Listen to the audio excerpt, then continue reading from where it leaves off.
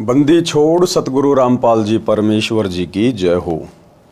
परमपिता परमात्मा सारी सृष्टि के रचनहार, कुल मालिक, असंख्य ब्रह्मांडों के स्वामी, जगत गुरु, तीनों लोकों में प्रवेश करके सबका भरण पोषण करने वाले राजाधिराज, आत्माधार, नाथों के नाथ, देवों के देव, महादेव, सर्वेश्वर, महेश्वर, मृत्युंजय, अजरो अमर, आदि अनादि, सनातनी प्रभु, जगत पिता जगदीश्वर, श्री श्री 1008 की उपाधि के वास्तविक अधिकारी, अकाल मूर्त शब्द स्वरूपी राम वासुदेव, सर्वगतम ब्रह्म, परम पूज्य, प्रथम पूज्य, परम संत, परम पुरुष, परम धनी, परम दयालु, सत्य कबीर, हक्का कबीर, अल्लाहु अकबर, बाखबर, अल्लाह ताला, जगत के तारणहार, जगत के मुक्तिदाता, जगत के जगन्नाथ, हारे के सहारे, हिंदुओं के राम, मुसलमानों के अल्लाह, सिखों के वाहिगुरु, ईसाइयों के मसीह, दया के सागर दया निधि, करुणा के सागर करुणा निधि, स्वयं भू परिभू, संकट मोचन, कष्ट हरण, मंगल करण, दुख भंजन, अविगत कबीर,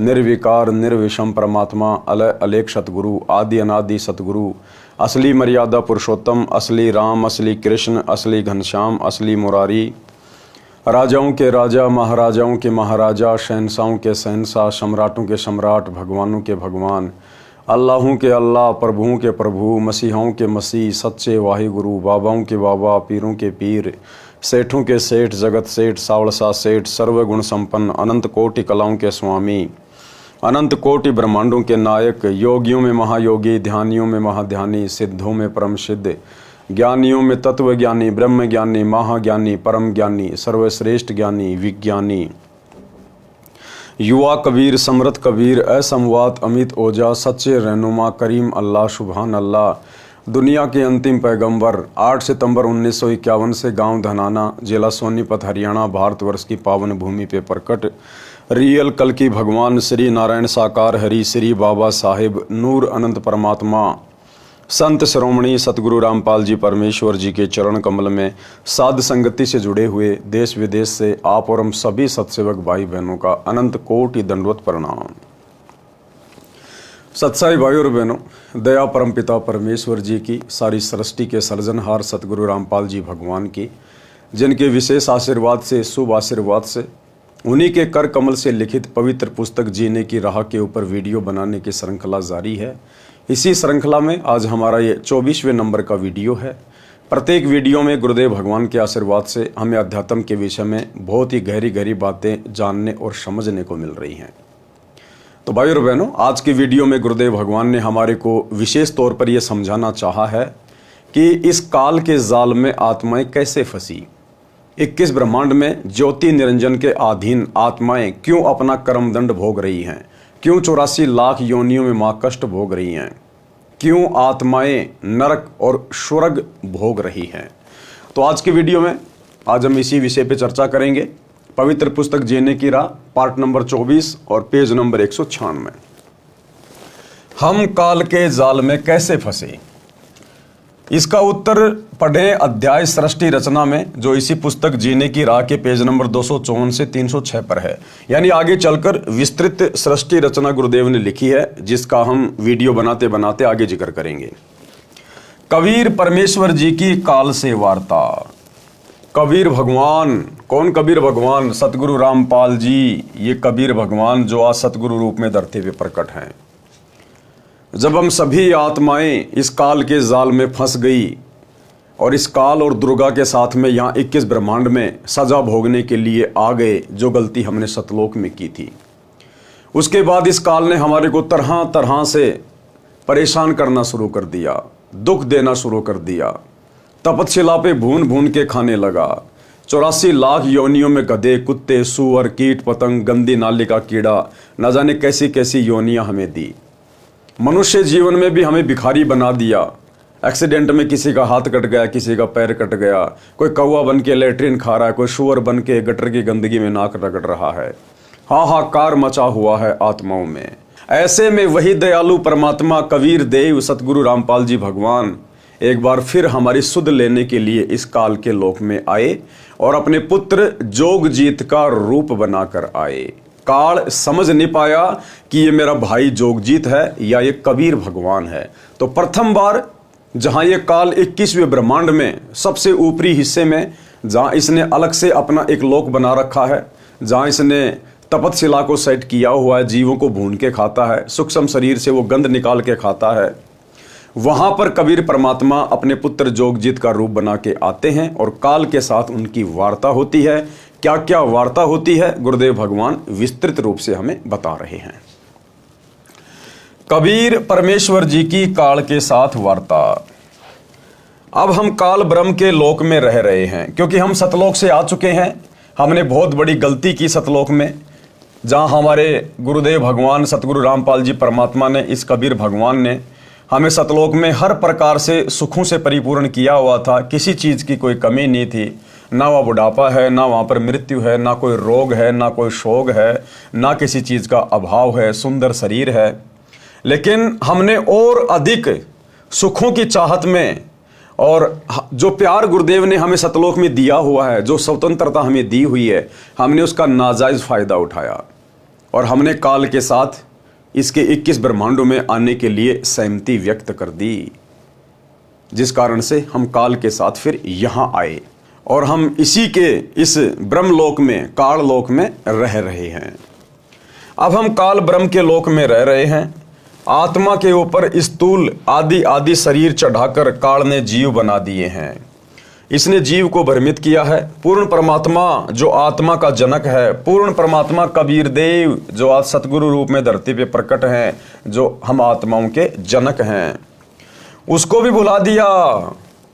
हम सब कुछ भूल भाल के बैठे हुए थे। क्या सतलोक है, क्या मोक्ष है, आत्मज्ञान क्या है, परमात्म ज्ञान क्या है, हम काल के जाल में क्यों फंसे। हमारे अंदर इस प्रकार के कोई सवाल भी नहीं उठ रहे थे, हमारी कल्पना में भी नहीं थे। काल ने सब कुछ भुला दिया था। परमेश्वर ने आके फिर से वो हमारी यादें ताजा की हैं और स्वयं को परमात्मा सिद्ध किए हैं। ये काल, ये ब्रह्म, इसने स्वयं को ही परमात्मा सिद्ध कर दिया। यह परमात्मा के अंश जीव आत्मा को परेशान करता है ताकि परमात्मा दुखी हो।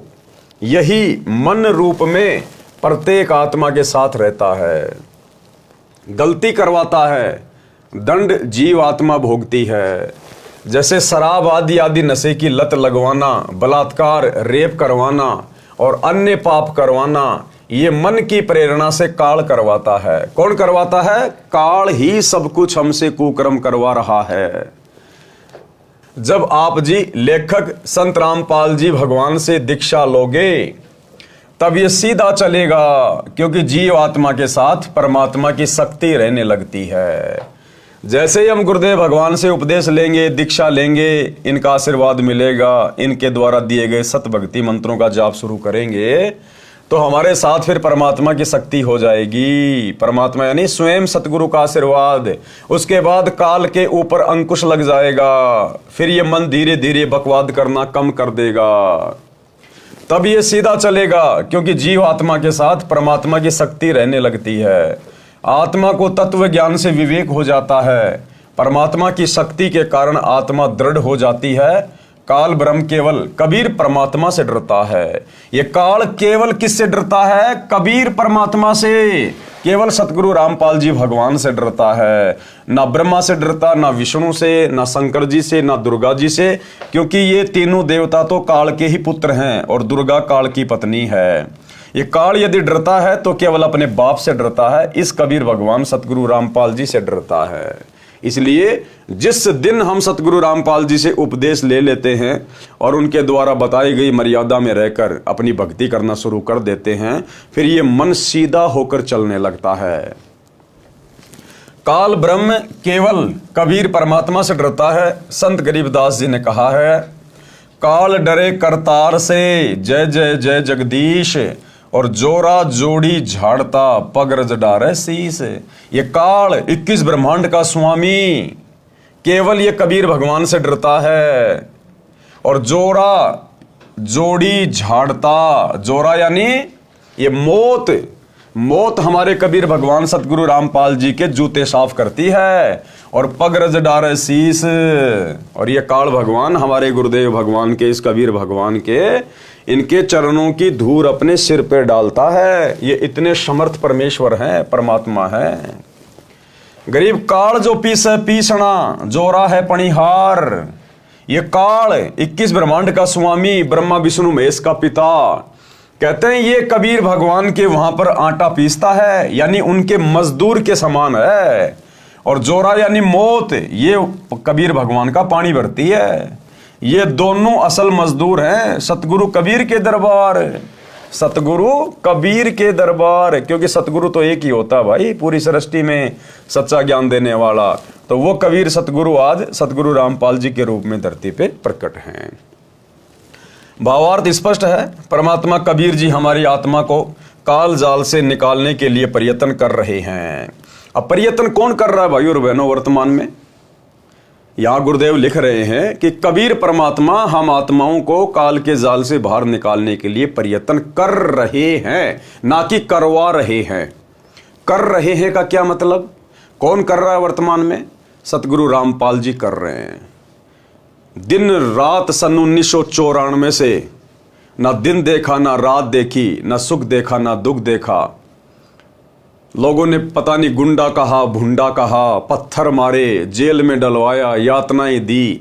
लेकिन जो पूर्ण संत होता है, सच्चा संत होता है, वो केवल परमार्थ के लिए निस्वार्थ भाव से बिना कुछ देखे आगे बढ़ता रहता है। तो दिन रात प्रयत्न कौन कर रहा है? कौन है वो कबीर भगवान जो हम आत्माओं को काल के जाल से बाहर निकालने के लिए दिन रात प्रयत्न कर रहा है? सतगुरु रामपाल जी। सन 1994 से लाखों की संख्या में सत्संग, अपनी आत्माओं के लिए गांव गांव गए, नगर नगर गए, अन्य स्टेट में गए, दुनिया से संघर्ष किया, धर्म गुरुओं से संघर्ष किया, प्रशासन से संघर्ष किया। 21 महीने 2006 में रोहतक की जेल, वर्तमान में 2014 बरवाला कांड के बाद से 10 साल हो गए हिसार की जेल, और संघर्ष अभी भी जारी है। तो संघर्ष कौन कर रहा है? संघर्ष सतगुरु रामपाल जी कर रहे हैं। तो यहां पर कबीर कौन हुआ? सतगुरु रामपाल जी हुए, सतगुरु रामपाल जी। भावार्थ स्पष्ट है, परमात्मा कबीर जी हमारी आत्मा को कालजाल से निकालने के लिए प्रयत्न कर रहे हैं। काल ब्रह्म फंसाने का प्रयत्न करता है। आगे के प्रकरण में प्रत्यक्ष प्रमाण है। जब परमेश्वर ने सर्व ब्रह्मांडों की रचना की और अपने लोक में विश्राम करने लगे, उसके बाद हम सभी काल के ब्रह्मांड में रहकर अपना किया हुआ कर्म दंड भोगने लगे और बहुत दुखी रहने लगे, सुख व शांति की खोज में भटकने लगे, और हमें अपने निज घर सतलोक की याद सताने लगी। यानी आत्मा में मीठी मीठी को कशक कि यहां सुख नहीं है। आत्मा सुख को खोजने लगी। आत्मा को वो सुख चाहिए थे जिन सुखों को छोड़ के हम यहाँ काल ब्रह्म के लोक में आ गए थे। तो आत्मा भटकने लगी भक्ति के लिए, भगवान के लिए, सुखों के लिए। कोई जंगल में जाके साधना करने लगा, कोई पहाड़ों पे जाके साधना करने लगा। लेकिन भाई काल के लोक में आत्मा को शांति नहीं मिल सकती। वो परम शांति तो सतलोक जाने के बाद ही मिलेगी। हमें अपने निज घर सतलोक की याद सताने लगी तथा वहां जाने के लिए भक्ति प्रारंभ की। किसी ने चारों वेदों को कंठस्थ किया, तो कोई उग्र तप करने लगा और हवन यज्ञ, ध्यान, समाधि आदि क्रियाएं प्रारंभ की। लेकिन अपने निज घर सतलोक नहीं जा सके, क्योंकि उपरोक्त क्रियाएं करने से अगले जन्मों में अच्छे समृद्ध जीवन को प्राप्त होकर जैसे राजा महाराजा, बड़ा व्यापारी, अधिकारी, देव महादेव, स्वर्ग महास्वर्ग आदि, और फिर वापस लक 84 भोगने लगे। बहुत परेशान रहने लगे और परमपिता परमेश्वर से प्रार्थना करने लगे कि हे दयालु, हमें निज घर का रास्ता दिखाओ। हम हृदय से आपकी भक्ति करते हैं, आप हमें दर्शन क्यों नहीं देते? क्योंकि भाई और बहनों, परमात्मा कहते हैं ये जो चारों वेद हैं, जो इस 21 ब्रह्मांड के सर्वश्रेष्ठ ग्रंथ हैं, चारों वेद, और उन्हीं का निष्कर्ष गीता जी, इन चारों वेदों में भी उस पूर्ण परमात्मा कबीर देव सतगुरु रामपाल जी भगवान की यथार्थ भक्ति प्राप्ति का मार्ग नहीं है। केवल परमात्मा की जानकारी है, लेकिन प्राप्ति का मार्ग नहीं है। वो काल ने हटा दिया था। तो चारों वेदों में परमात्मा की प्राप्ति के मंत्र नहीं है। वो सार नाम नहीं है, वो सार शब्द नहीं है। उस सार नाम को, सार शब्द को देने के लिए फिर वो कबीर भगवान सतगुरु रूप में धरती पे स्वयं आता है और 5वें वेद, सूक्ष्म वेद की रचना करता है। कबीर सागर की, आदरणीय गरीबदास जी ने उसी 5वें सूक्ष्म वेद कबीर सागर, जिसमें मिलावट कर डाली थी काल के दूतों ने काल प्रेरणा से, उसको शुद्ध करते हुए नया सदग्रंथ साहिब लिखा, जिसका पाठ पूज्य गुरुदेव भगवान करते हैं 3 दिन का। तो सतलोक जानने की यथार्थ जानकारी वर्तमान में यदि किसी के पास है तो सतगुरु रामपाल जी के पास है। उन्होंने केवल कबीर सागर को और आदरणीय गरीबदास जी के ग्रंथ साहिब को केवल लोक दिखावे में एक आधार बनाया है, ताकि हम आत्माएं विश्वास कर सकें। अन्यथा सतगुरु रामपाल जी को सतलोक का मार्ग बताने के लिए, वो मूल मंत्र देने के लिए दुनिया के किसी भी धर्म ग्रंथ की या 5वें सूक्ष्म वेद की आवश्यकता नहीं है। ये परमात्मा चाहे तो 1 सेकंड में यहां से आत्मा को अपने लोक लेकर जा सकता है। लेकिन ये भगवान भी जब यहां आता है तो इस काल लोक की जो मर्यादाएं उन्होंने बनाई है, उन्हीं मर्यादाओं के अंतर्गत रह के एक आम संत की भूमिका करते हुए ये अपना ज्ञान प्रचार करते हैं, और इनके ज्ञान को सुनकर समझकर ही हमने इनकी पहचान करनी होती है। तो आत्मा फिर भटकने लगी, हमें निज घर का रास्ता दिखाओ, हम हृदय से आपकी भक्ति करते हैं, आप हमें दर्शन क्यों नहीं देते। ये वृतांत कबीर साहिब ने धर्मदास जी को बताते हुए कहा कि धर्मदास, इन जीवों की पुकार सुनकर मैं अपने सतलोक से जोगजीत का रूप बनाकर काल लोक में आया। कबीर भगवान स्वयं अपने पुत्र जोगजीत का रूप बनाकर प्रथम बार यहां पर आए, हम आत्माओं को ज्ञान समझाने के लिए। सतलोक से किसी आत्मा को नहीं भेजा, अपने किसी पुत्र को नहीं भेजा, अपना कोई अवतार बना के नहीं भेजा, अपना कोई दास नहीं भेजा। ये कबीर भगवान स्वयं ही यहाँ पर सतगुरु की भूमिका करता है, स्वयं ही, ये स्वयं ही अवतार है, ये स्वयं ही सतलोक से अवतरित होता है। क्योंकि सतगुरु रूप में अन्य धरती पर कोई भूमिका ये कर ही नहीं सकता सच्चा ज्ञान बताने की। तो क्या कह रहे हैं गुरुदेव, जीवों की पुकार सुनकर मैं अपने सतलोक से जोगजीत का रूप बनाकर काल लोक में आया। तब 21वें ब्रह्मांड में, जहां काल का निज घर है, वहां पर तपतशिला पर जीवों को भूनकर सूक्ष्म शरीर से पदार्थ निकाला जा रहा था। मेरे पहुंचने के बाद उन जीवों की जलन समाप्त हो गई। उन्होंने मुझे देखकर कहा कि हे पुरुष, आप कौन हो? आपके दर्शन मात्र से ही हमें बड़ा सुख व शांति का आभास हो रहा है। तब मैंने बताया कि मैं पार ब्रह्म परमेश्वर कबीर हूं। जैसे ही गुरुदेव भगवान ये कबीर परमात्मा तपतशिला पर आकर प्रकट हुए, जिस तपतशिला पर जीव भूने जा रहे थे, चटक मटक हो रहे थे, असहनीय पीड़ा एकदम से बर्फ की तरह शीतल हो गई। और जीव ने देखा, भाई ये तो कोई परमात्मा ही हो सकता है, जिनके आने मात्र से, प्रकट होने मात्र से और हमारी पीड़ा समाप्त हो गई। तो फिर हम परमात्मा से पूछने लगे कि हे देव, हे पुरुष, आप कौन हो? आप हमें बचाइए, हमसे क्या गलती हुई है? फिर परमेश्वर ने पूरी की पूरी सृष्टि रचना, जो बार बार अब अपने सत्संगों में हमें सुनाते हैं, वो पूरी सृष्टि रचना तपतशिला पर पड़े हुए सभी जीवों को सुनाई। आपके दर्शन मात्र से ही हमें बड़ा सुख व शांति का आभास हो रहा है। जिस प्रकार आज गुरुदेव भगवान के दर्शन मात्र से, उनकी याद मात्र से, उनके आभास मात्र से हम आत्माओं का रोम रोम खिल उठता है।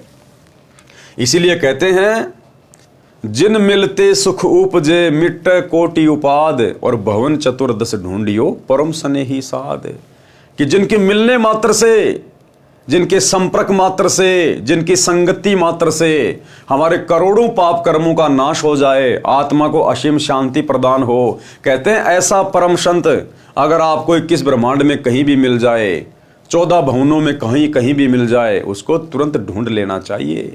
लेकिन भाई और बहनों, जीव के बस की बात नहीं, यहां तो ब्रह्मा विष्णु महेश की बस की बात नहीं कि इस परम संत को वे खोज सकें, पहचान सकें। जिस आत्मा पर पूज्य गुरुदेव भगवान कबीर परमात्मा की खुद की रजा होगी, इनकी खुद की मर्जी होगी, तो ही ये अपनी पहचान करवाते हैं। अन्यथा आत्मा, चाहे आप और हमारे जैसे साधारण जीव हों, या चाहे ब्रह्मा विष्णु महेश जैसे देवपद प्राप्त जीव हों, ये इस सतगुरु को पहचान नहीं सकते, इसको प्राप्त नहीं कर सकते, इसको खोज नहीं सकते। ये सतगुरु खोज भी उसी से करवाता है जो चाहता है। यानी इनकी मर्जी के बिना इनके बारे में ना कोई जान सकता, ना इनको पहचान सकता। आपके दर्शन मात्र से ही हमें बड़ा सुख व शांति का आभास हो रहा है। तब मैंने बताया कि मैं पार ब्रह्म परमेश्वर कबीर हूँ। आप सब जीव मेरे लोक से आकर काल ब्रह्म के लोक में फंस गए हो। ये काल रोजाना 1 लाख मानव के सूक्ष्म शरीर से पदार्थ निकाल कर खाता है। कौन सा पदार्थ है? जो भी हम यहाँ पर नशा करते हैं, मांस खाते हैं, खट्टा मीठा खाते हैं या अन्य कोई टेस्टी आइटम खाते हैं, तो उसका जो एक सूक्ष्म अंश जो होता है, उसकी जो वासना होती है, वो हमारे सूक्ष्म शरीर में जमा हो जाती है, डिपॉजिट हो जाती है। तो मृत्यु के उपरांत ये स्थूल शरीर तो यही रह जाता है और सूक्ष्म शरीर फिर हमारा सीधा तपस्या पे जाता है और वहां पर फिर काल में सूक्ष्म शरीर से उस गंध को, उस वासना को निकालने की जो प्रोसीजर बना रखी है, उस प्रोसीजर से निकाल के ये खाता है। ये काल रोजाना 1 लाख मानव के सूक्ष्म शरीर से पदार्थ निकाल कर खाता है और बाद में नाना प्रकार की योनियों में दंड भोगने के लिए छोड़ देता है। तब वे जीवात्माएं कहने लगी, हे दयालु परमेश्वर, हमें इस काल की जेल से छुड़वाओ। मैंने बताया कि ये 21 ब्रह्मांड काल ने 3 बार तप करके मेरे से प्राप्त किए हैं। जो आप यहाँ सब वस्तुओं का प्रयोग कर रहे हो, ये सभी काल की हैं और आप सब अपनी इच्छा से घूमने के लिए आए थे। इच्छा रूपी खेलन आया, ताते सुख सागर नहीं पाया। हमें कबीर भगवान सतगुरु रामपाल जी ने सतलोक से धक्के मार के नहीं निकाला। हम अपनी इच्छा से इस काल के साथ आए हैं। इसके ऊपर आसक्ति व्यक्त करके जब ये तप कर रहा था, हमें तो गुरुदेव भगवान ने बहुत रोका था, बहुत मना किया था, बहुत समझाया था कि बच्चों आप दुखी हो जाओगे, परेशान हो जाओगे, तुम्हें यहाँ किस बात की कमी है, तुम क्यों जा रहे हो, क्यों बार बार मेरे वचनों की अनदेखी कर रहे हो। लेकिन हमने एक नहीं सुनी परमात्मा की। उसके बाद गुरुदेव ने हमें अपने दिल से उतार दिया और सूक्ष्म रूप में दुर्गा के अंदर हम सभी आत्माओं को डिपॉजिट करके और काल के साथ 21 ब्रह्मांड सहित यहाँ भेज दिया। इसलिए अब आपके ऊपर काल ब्रह्म का बहुत ज्यादा ऋण हो चुका है और वह ऋण मेरे सच्चे नाम के जाप के बिना नहीं उतर सकता। जब तक आप ऋण मुक्त नहीं हो सकते, तब तक आप काल ब्रह्म की जेल से बाहर नहीं जा सकते। और ऋण मुक्त होने का 21 ब्रह्मांड में केवल एक ही साधन है, सच्चे सतगुरु रामपाल जी परमेश्वर जी की शरण में आकर इनके द्वारा जो सतभक्ति मंत्र दिए जाएंगे, जो धर्म कर्म बताए जाएंगे, जो यज्ञ हवन हमें बताया जाएगा, उस विधि अनुसार जब हम साधना करेंगे तो ही ऋण उतर सकता है। दूसरा धरती पर कोई तरीका नहीं है। इसके लिए आपको मुझसे नाम उपदेश लेकर भक्ति करनी होगी, तब मैं आपको छुड़वा कर ले जाऊंगा। हम ये वार्ता कर ही रहे थे कि वहां पर काल ब्रह्म प्रकट हो गया और उसने बहुत क्रोधित होकर मेरे ऊपर हमला बोला। अब काल ने सोचा कि ये मेरा भाई जोगजीत क्यों आया है यहाँ पर, क्योंकि सतलोक से इस काल को परमात्मा ने अपने पुत्र जोगजीत का रूप बनाकर ही इसको 21 ब्रह्मांड सहित बाहर निकाला था। तो काल सतलोक में समझ नहीं पाया था कि मेरे को कबीर भगवान निकाल रहे हैं या फिर कबीर भगवान के आदेश से मेरा भाई जोगजीत मेरे को यहां से बाहर निकाल रहा है। तो काल ने सोचा ये जोगजीत क्यों आ गया मेरे लोक में, जरूर ये परमात्मा का कोई आदेश लेके आया होगा। पहले आदेश मालूम कर लेता हूं, फिर आज इसको घड़ूंगा, आज इसकी पिटाई करूंगा। इसने मेरे को सतलोक से यहां निकाल दिया। तो काल भी धोखे में। हम ये वार्ता कर ही रहे थे कि वहां पर काल ब्रह्म प्रकट हो गया और उसने बहुत क्रोधित होकर मेरे ऊपर हमला बोला। मैंने अपनी शब्द शक्ति से उसको मूर्छित कर दिया। अब परमेश्वर को कोई आवश्यकता नहीं है शब्द शक्ति का इस्तेमाल करने की। ये तो केवल आप और हमें समझाने के लिए कि सतगुरु से उपदेश लेने के बाद यदि हमारे ऊपर कोई कर्म की मार आ जाए, कोई संकट, कोई परेशानी, कोई तकलीफ आ जाए, तो हम भाई बहनों ने उस सतनाम का सुमरण शुरू कर देना है। जो शब्द हमें गुरुदेव ने दे रखा है, चाहे प्रथम मंत्र है, सतनाम है, सारनाम है, सार शब्द है, हमने तुरंत उसका सुमरण विशेष कसक के साथ जाप शुरू कर देना चाहिए। हमारी वो आपत्ति बादलों की तरह छट जाएगी, बादलों की तरह। तो परमेश्वर हमें समझाने के लिए कि जब भी कोई मुसीबत आए तो इधर उधर पैर मारने के बजाय आपने गुरुदेव के द्वारा दिया गया सुमरण शुरू कर देना है।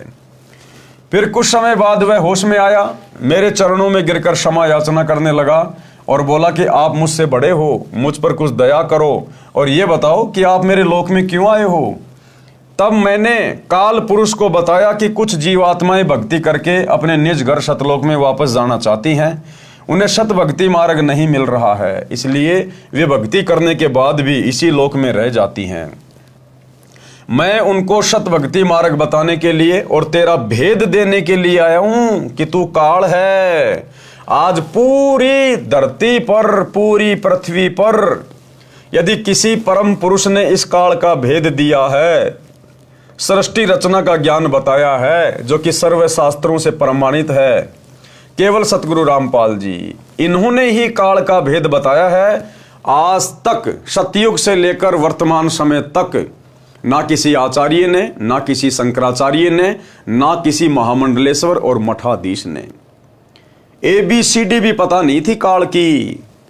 ब्रह्मा विष्णु महेश के विषय में, उनकी उम्र के विषय में, उनके जन्म मरण के विषय में भी यहाँ के आचार्य शंकराचार्य ABCD भी नहीं जानते। ABCD आज भी, जबकि सतगुरु रामपाल जी ने सन 1994 से प्रत्येक धर्म के धर्मशास्त्रों से ही प्रमाणित कर दिया, पूरी सृष्टि रचना का ज्ञान खुल के बता दिया, शीशे की तरह क्लियर कर दिया। तो कौन है सतगुरु रामपाल जी जिन्होंने काल का पूरा भेद खोल दिया? स्वयं कबीर भगवान। मैं उनको सत भक्ति मार्ग बताने के लिए और तेरा भेद देने के लिए आया हूं कि तू काल है, 1 लाख जीवों का आहार करता है और 1.25 लाख जीवों को उत्पन्न करता है। सतगुरु रामपाल जी के अलावा किसी ने भी ये भेद नहीं खोला, किसी ने भी। तथा भगवान बनकर बैठा है। मैं इनको बताऊंगा कि तुम जिसकी भक्ति करते हो वह भगवान नहीं, काल है। इतना सुनते ही काल बोला कि यदि सब जीव वापस चले गए तो मेरे भोजन का क्या होगा, मैं भूखा मर जाऊंगा। आपसे मेरी प्रार्थना है कि 3 युगों में जीव कम संख्या में लेकर जाना और सबको मेरा भेद मत देना कि मैं काल हूं, सबको खाता हूं। जब कलयुग आए तो चाहे जितने जीवों को ले जाना, ये वचन काल ने मुझसे प्राप्त कर लिए। कबीर साहिब ने धर्मदास को आगे बताते हुए कहा कि सतयुग, त्रेता युग, द्वापर युग में भी मैं आया था। धर्मदास जी को क्या कहा कबीर भगवान ने कि धर्मदास, सतयुग में भी मैं खुद ही आया था, त्रेता युग में भी मैं खुद ही आया था और द्वापर में भी खुद ही आया था। ये परमात्मा सतलोक से किसी को भेजता नहीं है, ये परमात्मा स्वयं ही सतगुरु का रूप धारण करके हम आत्माओं को काल के जाल से निकालने के लिए प्रकट होता है। इसलिए सतगुरु स्वयं परमात्मा होता है, भगवान होता है। इसलिए हमने अपने गुरुदेव के अलावा किसी और में परमात्मा नहीं देखना चाहिए। आगे बताते हुए कहा कि सतयुग, त्रेता युग, द्वापर युग में भी मैं आया था और बहुत जीवों को सतलोक लेकर गया, लेकिन इसका भेद नहीं बताया, अब बताओ भाई और बहनों, बिना काल का भेद बताए आत्माएं सतलोक कैसे चली जाएंगी? क्या कह रहे हैं गुरुदेव कि मैं बहुत सारी आत्माओं को सतलोक लेके गया 3 युगों में, लेकिन काल का भेद किसी को नहीं बताया। तो फिर आज काल का भेद बताने की क्या जरूरत पड़ गई? आज भी तो लेके जा सकते हैं बिना काल का भेद बताए, यदि पहले ले गए तो भाई और बहनों, आज से पहले केवल परमात्मा आत्माओं को भक्ति करवाकर मिनी सतलोक में बैठा देते हैं, जो कि काल के 21 ब्रह्मांड में परमात्मा ने अपना राजदूत भवन बना रखा है। तो आत्माओं को परमात्मा मिनी सतलोक में ले जाकर बैठा देते हैं, और जब ये कलयुग की पिछली पीढ़ी का समय आता है, इस समय परमात्मा उन आत्माओं को डायरेक्ट जन्म देते हैं और वो आत्माएं तुरंत भक्ति पे लग जाती हैं और अपनी भक्ति को पूरा करके सतलोक जाने की तैयारी करती हैं। अन्यथा काल का भेद बताए बिना हमारे अंदर डर कैसे बनेगा? ये 21 ब्रह्मांड छोड़ने की हमारी इच्छा कैसे बनेगी अगर हमें काल का भेद ही नहीं पता चलेगा? तो आज तक किसी को काल का भेद ही तो नहीं पता था, भेद पता नहीं था, तो हमारे अंदर वो भय उत्पन्न नहीं हुआ, डर उत्पन्न नहीं हुआ कि गधे भी बन जाएंगे, कुत्ते भी बन जाएंगे, 84 में जाएंगे, नरक में जाएंगे, काल हमें तपस्या पे भी खाएगा भून भून के। इसीलिए तो हमारे अंदर वो भय उत्पन्न नहीं हुआ, और भय बिना भक्ति नहीं हो सकती। तो आज से पहले परमेश्वर ने आत्माओं को ज्ञान देकर केवल मिनी सतलोक में बैठाया, और अब इस समय परमेश्वर अपनी उन आत्माओं को मनुष्य जन्म दे रहे हैं ताकि उनकी भक्ति सफल हो और वो सतलोक जा सकें। अब मैं कलयुग में आया हूं और काल से मेरी वार्ता हुई है। काल ब्रह्म ने मुझसे कहा कि अब आप चाहे जितना जोर लगा लेना, आपकी बात कोई नहीं सुनेगा। प्रथम तो मैंने जीव को भक्ति के लायक ही नहीं छोड़ा है। उनमें बीड़ी, सिगरेट, शराब, मांस आदि दुर्व्यसन की आदत डालकर इनकी वृत्ति को बिगाड़ दिया है। नाना प्रकार की पाखंड पूजा में जीव आत्माओं को लगा दिया है। दूसरी बात ये होगी कि जब आप अपना ज्ञान देकर वापस अपने लोक में चले जाओगे, तब मैं काल अपने दूत भेजकर आपके पंथ से मिलते जुलते 12 पंथ चलाकर जीवों को भ्रमित कर दूंगा। महिमा सतलोक की बताएंगे, जैसे राधा स्वामी पंथ वाले, धन सतगुरु वाले, जय गुरुदेव वाले, ये सब महिमा तो गाते हैं सतलोक की, सत्य पुरुष की, लेकिन मार्ग किसी के पास नहीं है, मूल मंत्र किसी के पास नहीं है। तो ये सारे के सारे जो पंथ हैं और इन पंथों के जो संचालक हैं, ये काल के द्वारा हम जीवात्माओं को भ्रमित करने के लिए भेजे गए उसके दूत हैं। महिमा सतलोक की बताएंगे, आपका ज्ञान कथेंगे, लेकिन नाम जाप मेरा करेंगे। लेकिन जाप किसका करेंगे? काल का। महिमा तो बताएंगे सतलोक की, कबीर भगवान की, मोक्ष पाएंगे, और मंत्र देंगे केवल काल तक का, जिसके परिणाम स्वरूप मेरा ही भोजन बनेंगे। ये बात सुनकर कबीर साहब ने कहा कि आप अपनी कोशिश करना, मैं सतमार्ग बताकर ही वापस जाऊंगा, और जो मेरा ज्ञान सुन लेगा वह तेरे बहकावे में कभी नहीं आएगा। सतगुरु कबीर साहब ने कहा कि हे निरंजन, सतगुरु कबीर साहिब, क्योंकि कबीर परमात्मा सतगुरु रूप में ही प्रकट होते हैं, क्योंकि ये भगवान ज्ञान देने के लिए तो आता है। जो ज्ञान देता है उसको कहते हैं गुरु, और जो सच्चा ज्ञान दे दे सतलोक का उसको कहते हैं सतगुरु। तो ये परमात्मा सतगुरु बनकर ही धरती पर अवतरित होते हैं, प्रकट होते हैं। सतगुरु कबीर साहिब ने कहा कि हे निरंजन, यदि मैं चाहूं तो तेरे सारे खेल को क्षण भर में समाप्त कर सकता हूं, परंतु ऐसा करने से मेरा वचन भंग होता है, क्योंकि काल को 21 ब्रह्मांड और यहाँ की सारी व्यवस्था इसी कबीर भगवान सतगुरु रामपाल जी ने ही सेट करके दी हुई है। परमात्मा ने उसको वरदान दिया हुआ है, उसने भीख मांगी थी, परमात्मा ने भीख में 21 ब्रह्मांड उसको दिए हुए हैं। इसलिए परमात्मा कहते हैं कि यदि मैं ऐसा करूंगा तो मेरा वचन टूट जाएगा, परंतु ऐसा करने से मेरा वचन भंग होता है। यह सोचकर मैं अपने प्यारे हंसों को यथार्थ ज्ञान देकर शब्द का बल प्रदान करके सतलोक ले जाऊंगा। और कहा कि कहो कबीर सुनो धर्मराया, हम शंखों हंसा पद परसाया, जिन लीना हमरा परवाना, सो हंसा हम किए अमाना। कि भाई धर्मराय, हे काल, मैंने शंखों हंसों को, आत्माओं को सतलोक में ले जाकर बैठा दिया है। जिसने मेरा परवाना ले लिया, मेरा नाम ले लिया, उपदेश ले लिया, जब मैं सतगुरु रूप में धरती पे प्रकट होता हूं, और जिसने आजीवन मर्यादा निभाई, उसको फिर मैं अमान कर देता हूं, सदा सदा के लिए सुखी कर देता हूं सतलोक में। पवित्र कबीर सागर में जीवों को भूल भुलैया में डालने के लिए तथा अपनी भूख को मिटाने के लिए तरह तरह के तरीकों का वर्णन। काल ने क्या कहा कि जब कलयुग आएगा उस समय मैं इन जीव आत्माओं की वृत्ति को इतना गंदा कर दूंगा, हर प्रकार से बीड़ी, सिगरेट, गुटखा, अफीम, गांजा, सुल्फा, मांस खाना, चोरी, जारी, ठगी, रिश्वतखोरी, मिलावट, जुआ, पर स्त्री को तकना, व्यभिचार करना, बलात्कार करना, इन आत्माओं को इतना गंदा कर दूंगा, इनकी आत्माओं को इतना मैला कर दूंगा, ये भक्ति के योग्य रहेंगे नहीं। जिस समय तुम या तुम्हारा कोई दास इस पृथ्वी पर जाएगा, क्योंकि काल को यकीन नहीं होता, काल को यकीन नहीं होता कि वो कबीर भगवान तो यहां आ नहीं सकता 21 ब्रह्मांड में। काल को विश्वास नहीं है कि वो भगवान यहां आ जाएगा, ऐसे गंदे लोक में वो सतलोक का राजा भी आ जाएगा। लेकिन वो नादान, उसको क्या पता कि तेरे सामने तेरा बाप ही तो खड़ा है, लेकिन रूप तेरे भाई का बना रखा है। तो बीच बीच में काल डगमग हो जाता था और कहता था कि या तो आप आओगे या फिर आपका कोई दोष आएगा, उस समय तक मैं इन आत्माओं को इतना गंदा कर दूंगा, या कोई भक्ति के लायक रहेगा नहीं, तेरी बात कोई सुनेगा नहीं, कोई मानेगा नहीं। तो क्या क्या तरीके काल ने अपनाए, परमेश्वर उन सब का जिक्र कर रहे हैं। 12 पंथ करूं मैं साजा, नाम तुम्हारा ले करूं आवाजा, 12 यम संसार पठ हो, नाम तुम्हारे पंथ चल हो। कि मैं आपके नाम से, कबीर नाम से 12 पंथ शुरू करवा दूंगा, मुझ काल के 12 पंथ शुरू हो जाएंगे।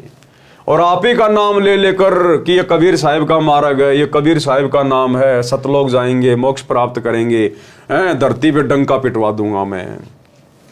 12 पंथ करूं मैं साजा, नाम तुम्हारा ले करूं आवाजा। और 12 पंथ संसार पठो, 12 यम यानी 12 काल के दूत मैं संसार में भेजूंगा नकली गुरु बना के, और नाम तुम्हारे पंथ चल हों, और तुम्हारे कबीर नाम से मैं पंथ चलवा दूंगा, दुनिया भ्रमित हो जाएगी। प्रथम दूत मम प्रकटे जाई, पीछे अंश तुम्हारा आई। काल ने कहा कि सबसे पहले मेरे दूत जाने चाहिए संसार में। हे भगवान, सबसे पहले मेरे दूत जाएंगे संसार में। उसने वचन ले लिए। तो सतगुरु ने कहा कि भैया ठीक है, तू पहले अपने दूत भेज देना, क्योंकि भाई और बहनों, ये काल भी केवल एक जीव है उस परमात्मा के आगे, केवल एक जीव। और काल ने केवल वही वरदान मांगे, वही वचन मांगे अपने मन में शाना होके कि मैंने तो ठग लिया अपने भाई को। काल ने केवल वही मांगा जो परमात्मा चाहते थे, क्योंकि समर्थ की शक्ति के आगे सब फैल हैं। नामा और रैदास रसीला, कोई न जाने अवगत की लीला। तो काल ने केवल उतना ही सब कुछ मांगा जितना परमात्मा उससे मंगवाना चाहते थे। और वो सोच रहा था कि मैंने शाना बन के पता नहीं परमात्मा को ठग लिया, मैंने तो बहुत कुछ मांग लिया। तो बोला प्रथम दूत मम प्रगटे जाई, पीछे अंश तुम्हारा आई।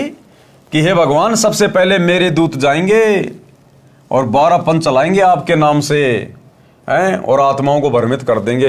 तो मालिक ने भी यही करना था, परमात्मा यही चाहते थे कि सबसे पहले काल के दूत जाए नीचे।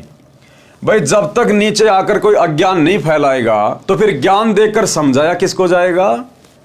तो मालिक यही चाहते थे कि पहले काल के दूत जाएं और हर प्रकार से ये अपना पूरा प्रयास कर लें, और उसके बाद मैं जाऊंगा और आत्माओं को फिर उन्हीं धर्मशास्त्रों से खोल खोल के दिखाऊंगा जिन धर्मशास्त्रों को काल के दूत सत्य बताएंगे कि वेद बिल्कुल सत्य हैं, गीता बिल्कुल सत्य है, कबीर सागर बिल्कुल सत्य है।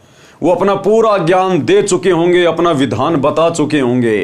फिर परमात्मा आएगा सतगुरु रूप में और फिर उन्हीं धर्मशास्त्रों से अपने बच्चों को पहले शिक्षित करेगा, सबको पढ़ाई पढ़वाएगा, सबको अक्षर ज्ञान युक्त करवाएगा, और फिर उन्हीं धर्मशास्त्रों को खोल खोल के दिखाएगा। प्रोजेक्टर पे, टीवी पे, मोबाइल चलवा दिए जाएंगे, और वो आत्माएं फिर निर्णय कर लेंगे कि वास्तव में सही संत क्या है और गलत संत क्या है, सच्चा ज्ञान क्या है और गलत ज्ञान क्या है। तो परमात्मा यही चाहते थे और वही काल ने मांगा। परमात्मा की सोच से बाहर काल एक शब्द भी नहीं बोल सकता था। प्रथम दूत मम प्रकटे जाई, पीछे अंश तुम्हारा आई। यही विधि जीवन को भरमाऊं, पुरुष नाम जीवन समझाऊं। 12 पंथ नाम जो ले है, सो हमरे मुखान समोह है। क्या कहा काल ने कि उन 12 पंथों में जो मेरे द्वारा तुम्हारा नाम लेकर चलाए जाएंगे, उन 12 पंथों में जो जो उपदेश लेंगे वो सब मेरे ही मुंह में आएंगे, वो सब काल का ही भोजन बनेंगे, क्योंकि मुक्ति का मार्ग वो होगा नहीं। कहा तुम्हारा जीव नहीं माने, हमारी और होए बात बखाने। और जब तुम जाओगे ना, उस समय सब लोग मेरा पक्ष लेंगे कि नहीं नहीं, ब्रह्म ही परमात्मा है, वो निराकार परमात्मा है, उससे ऊपर कोई शक्ति नहीं है, और तुम्हारे साथ में वाद विवाद करेंगे। मैं दृढ़ फंदा रची बनाई, जामे जीव रहे और जाई। कि उस समय में ऐसा भयंकर दृढ़ फंदा बना दूंगा, यानी इस ज्ञान को इतना अज्ञान में तब्दील कर दूंगा कि जब तुम जाकर सच्चाई बताओगे तुम्हारी बात पे कोई विश्वास भी नहीं करेगा। देवल देव पाषाण पुजाई, तीर्थ वर्थ जप तप मन लाई।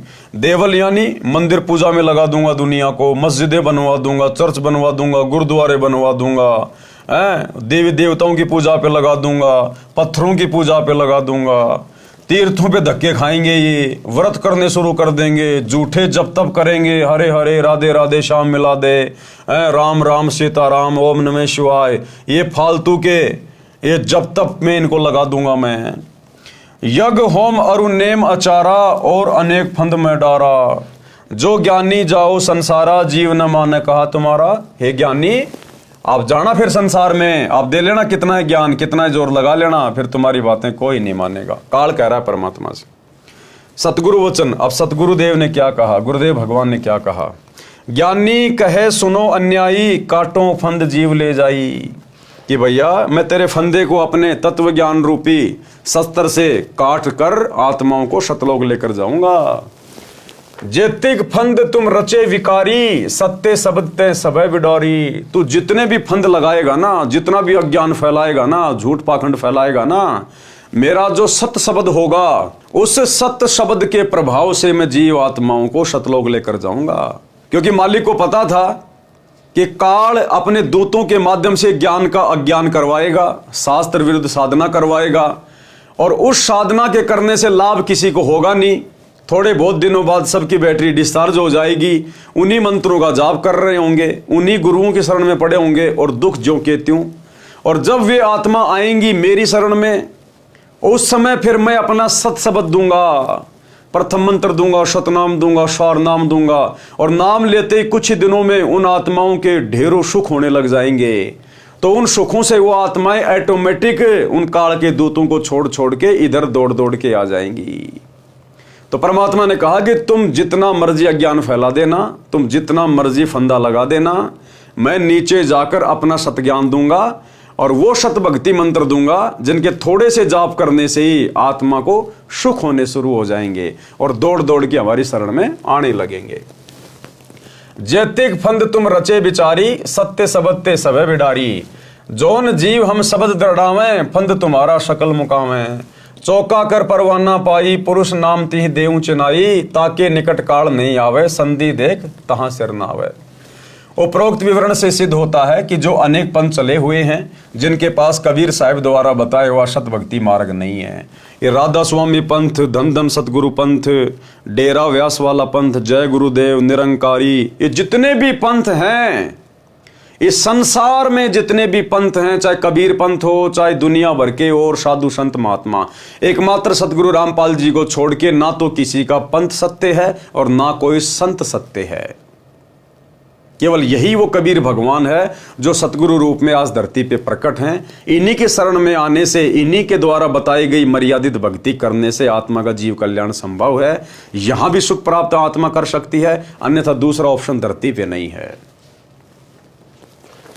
ये सब काल प्रेरित हैं, अतः बुद्धिमान को चाहिए कि सोच विचार कर भक्ति मार्ग अपनाए, क्योंकि मनुष्य जन्म अनमोल है, ये बार बार नहीं मिलता। कबीर साहिब कहते हैं कि कबीर मानुष जन्म दुर्लभ है, मिले न बारंबार, तरवर से पत्ता टूट गिरे बहुर न लगता डार। काल निरंजन द्वारा कबीर जी से 3 युगों में कम जीव ले जाने का वचन लेना। विस्तृत व संपूर्ण वर्णन।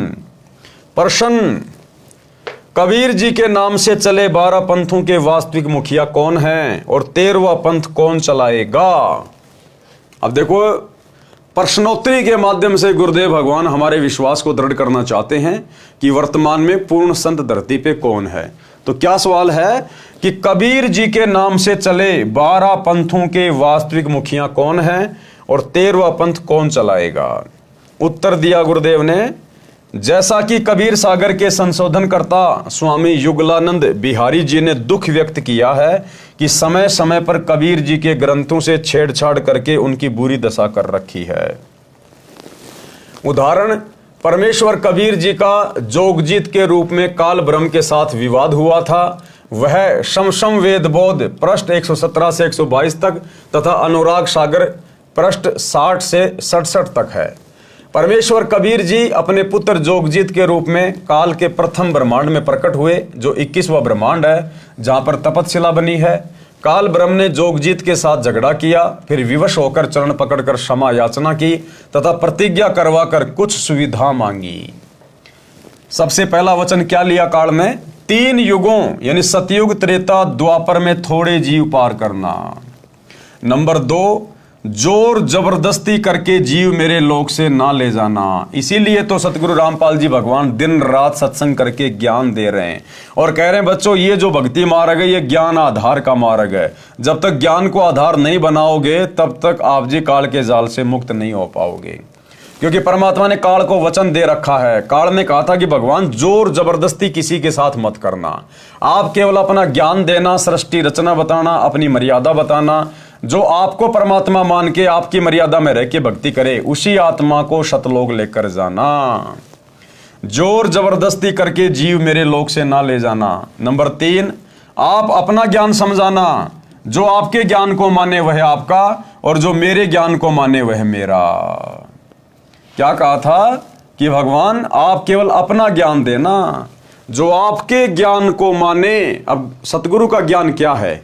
सतगुरु ने जो सत्संग कर दिए, जो मर्यादा बता दी, जो आदेश हमें दे दिए, जो नियम हमें दे दिए, वही तो सतगुरु का ज्ञान है। और जो अपने सतगुरु की मर्यादा में रह के उनके ज्ञान को आधार बना के भक्ति करेगा, वही आत्मा अंत में सतलोक जाने की अधिकारी बनेगी। नंबर 4, कलयुग में पहले मेरे दूत प्रकट होने चाहिए, पीछे आपका दूत जाए। नंबर 5, त्रेता युग में समुद्र पर पुल बनवाना। उस समय मेरा पुत्र विष्णु रामचंद्र रूप में लंका के राजा रावण से युद्ध करेगा, समुद्र रास्ता नहीं देगा। नंबर 6, द्वापर युग में बौद्ध शरीर त्याग कर जाऊंगा, राजा इंद्रदमन मेरे नाम से, जगन्नाथ नाम से समुद्र के किनारे मेरी आज्ञा से मंदिर बनवाना चाहेगा, उसको समुद्र बाधा करेगा। आप उस मंदिर की सुरक्षा करना। परमेश्वर ने सर्व मांगे स्वीकार कर ली और वचनबद्ध हो गए। तब काल ब्रह्म हंसा और कहा, हे जोगजीत, आप जाओ संसार में। जिस समय कलयुग आएगा उस समय मैं अपने 12 दूत नकली सतगुरु संसार में भेजूंगा। जब कलयुग 5505 वर्ष पूरा होगा, तब तक मेरे दूत तेरे नाम से, कबीर जी के नाम से 12 कबीर पंथ चला दूंगा। कबीर जी ने जोगजीत रूप में काल ब्रह्म से कहा था कि कलयुग में मेरा नाम कबीर होगा और मैं कबीर नाम से पंथ चलाऊंगा। इसलिए काल ज्योति निरंजन ने कहा था कि आप कबीर नाम से एक पंथ चलाओगे तो मैं काल कबीर नाम से 12 पंथ चलाऊंगा। सर्व मानव को भ्रमित करके अपने जाल में फांस कर रखूंगा। इनके अतिरिक्त और भी कई पंथ चलाऊंगा जो सतलोक सचखंड की बातें किया करेंगे तथा सत्य साधना उनके पास नहीं होगी, जिस कारण से वे सतलोक की आस में गलत नामों का जाप करके मेरे जाल में ही रह जाएंगे। तो भाइयों और बहनों, वर्तमान में सतगुरु रामपाल जी के अलावा जितने भी संत हैं, जितने भी पंथ हैं, ये सब काल का जाल है, केवल जीवात्माओं को भ्रमित करने के लिए। काल ब्रह्म ने पूछा था कि आप किस समय कलयुग में अपना सत्य कबीर पंथ चलाओगे। कबीर जी ने कहा था कि जिस समय कलयुग 5505 वर्ष बीत जाएगा तब मैं अपना यथार्थ 13वां कबीर पंथ चलाऊंगा।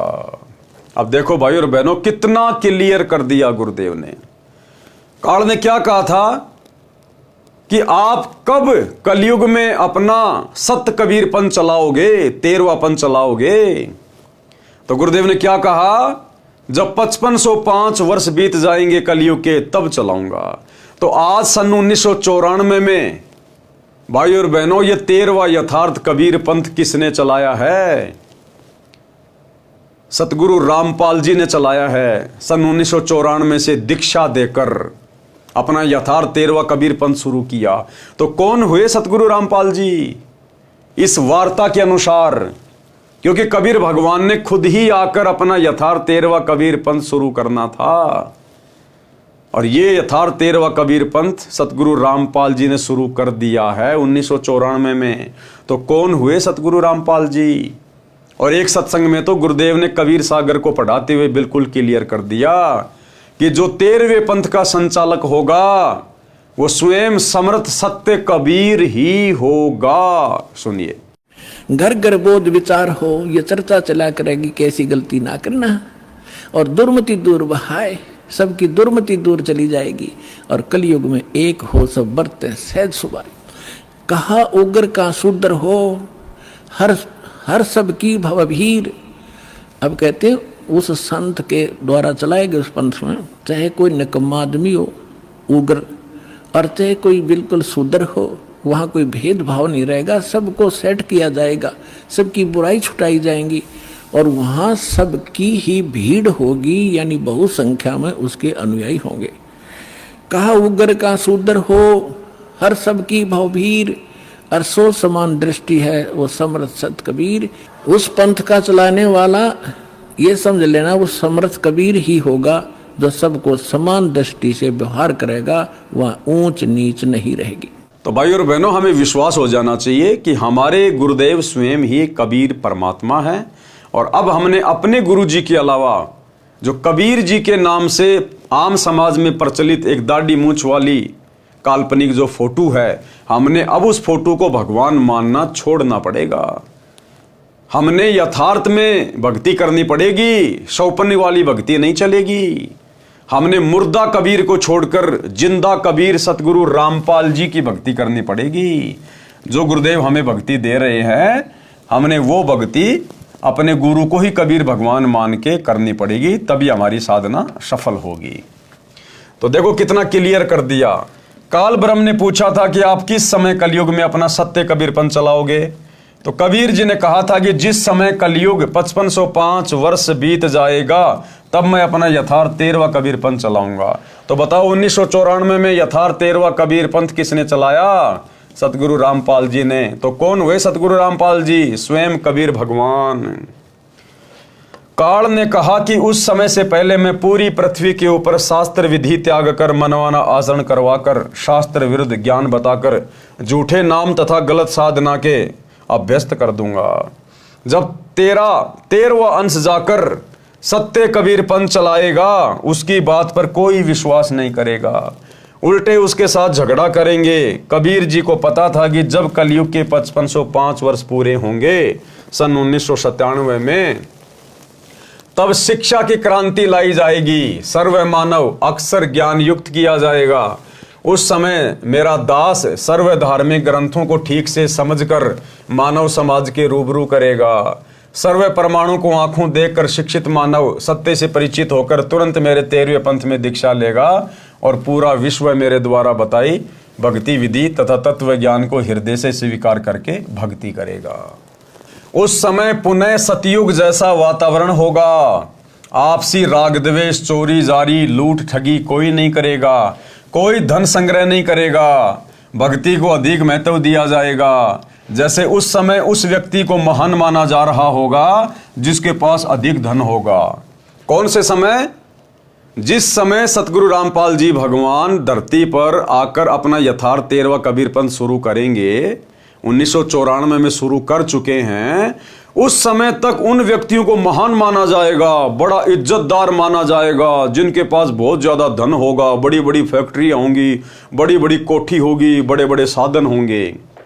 लेकिन जैसे ही सन 1994 में गुरुदेव भगवान आकर अपना यथार्थ 13वां कबीरपंथ शुरू करेंगे, उसके बाद धन संग्रह करने वाले, बड़ी बड़ी कोठियां बनाने वाले, बड़ी बड़ी फैक्ट्रियां बनाने वाले, उन लोगों को मूर्ख माना जाएगा, मूर्ख माना जाएगा। और जो व्यक्ति सत भक्ति करेगा और सामान्य मकान बना के रहेगा, वो व्यक्ति समाज में इज्जत और सम्मान की नजरों से देखा जाएगा। तो भाई और बहनों, ये युग परिवर्तन का समय जारी है। सन 2028 युग परिवर्तन की डेट है। उसके बाद पूरी पृथ्वी पर सतगुरु रामपाल जी का सतज्ञान रह जाएगा। जो अच्छी आत्माएं बचेंगी उस महाविनाश में, वे सब सतगुरु की भक्ति करेंगी और फिर कोई धन संग्रह नहीं करेगा, कोई मान बढ़ाई की इच्छा नहीं रखेगा। और यदि कोई ऐसा करेगा तो उसको मूर्ख माना जाएगा। मूर्ख क्योंकि सबको ज्ञान हो जाएगा कि हम तो काल के जाल में फंसे पड़े हैं, हमने तो सतलोक जाना है। ये धन जोड़ जोड़ के ना जाने हमने कितने जीवन बर्बाद कर दिए राजा महाराजा बन के, आज हमारे हाथ में कुछ नहीं है। तो कोई व्यक्ति धन संग्रह नहीं करेगा, अंदर से सतगुरु इच्छा समाप्त कर देगा। सतगुरु मिले तो इच्छा मेटे, पद मिल पद समाना। तो सतगुरु रामपाल जी की शरण में आने के बाद और विशेषकर 2028 के बाद यदि कोई व्यक्ति धन संग्रह करेगा, बड़ी कोठी बनाएगा, तो वो व्यक्ति समाज में निंदा की दृष्टि से देखा जाएगा। उसको मूर्ख माना जाएगा कि देख मूर्ख आदमी, ये काल की टट्टी को इकट्ठा कर रहा है, गोबर को इकट्ठा कर रहा है, क्या सिर में मारेगा इसका? यही छोड़ के चला जाएगा, अगले जन्म में गधा कुत्ता बनेगा, तेरे को इन कोठियों की छाया में भी कोई नहीं बैठने देगा। तो उसको मूर्ख माना जाएगा। जैसे आज हम भगत भाई बहनों की, सत्सेवकों की हालत हो गई है।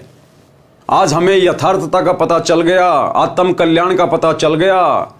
अब ये फालतू के जो शौक हैं ये हमें अच्छे नहीं लगते। हम सत्सेवक भाई बहन धन संग्रह नहीं करते।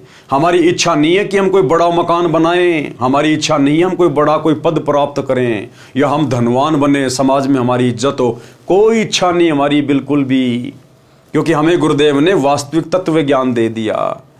तो आने वाले समय में जो व्यक्ति धन संग्रह करेगा, मान बढ़ाई की चाहत रखेगा, बड़ा बड़ा कोठी बनाएगा, बड़ा बड़ा बिजनेस खोलेगा, उसको मूर्ख समझा जाएगा, मूर्ख है।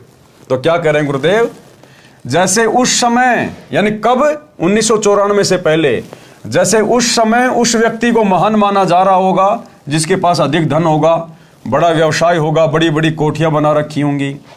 परंतु 13वें पंथ के प्रारंभ होने के पश्चात यानी सन 1994 के पश्चात, परंतु 13वें पंथ के प्रारंभ होने के पश्चात उन व्यक्तियों को मूर्ख माना जाएगा। उन धन संग्रह करने वालों को, बड़ी कोठियां बनाने वालों को मूर्ख माना जाएगा। और जो भक्ति करेंगे, सामान्य मकान बनाकर रहेंगे, उनको महान, बड़े और सम्मानित व्यक्ति माना जाएगा। क्योंकि भैया जो सतगुरु के वचन पे चलेगा, सतगुरु उसी को यहां पर विशेष महत्व देगा। वही आत्मा जो सतगुरु के वचन में रह के भक्ति करेगी, वही आत्मा सम्मान की पात्र बनेगी। प्रमाण के लिए पवित्र कबीर सागर से भिन्न भिन्न अध्यायों से अमृतवाणी, कबीर जी तथा ज्योति निरंजन की वार्ता, अनुराग सागर के पेज 62 से धर्मराय यानी ज्योति निरंजन वचन, धर्मराय असविनती ठानी, मैं सेवक द्वितीय न जानी। काल ने क्या कहा परमात्मा से कि मैं तो आपका नौकर हूं, आपका सेवक हूं, हैं, मुझे आप अपने से अन्य कोई दूसरा मत समझना। ज्ञानी विनती एक हमारा, सो न करहूं जीव से हो मोर बिगाड़ा। पुरुष दीन जस मोकू राजू, तुम भी देहूं तो होए मम काजू। कि जिस प्रकार उस कबीर भगवान ने मुझे राज दिया है, 21 ब्रह्मांड दिए हैं, ऐसे ही आप भी मेरी कुछ इच्छाएं पूरी करो, मुझे कुछ वरदान दो ताकि मेरा 21 ब्रह्मांड ठीक ठाक चले।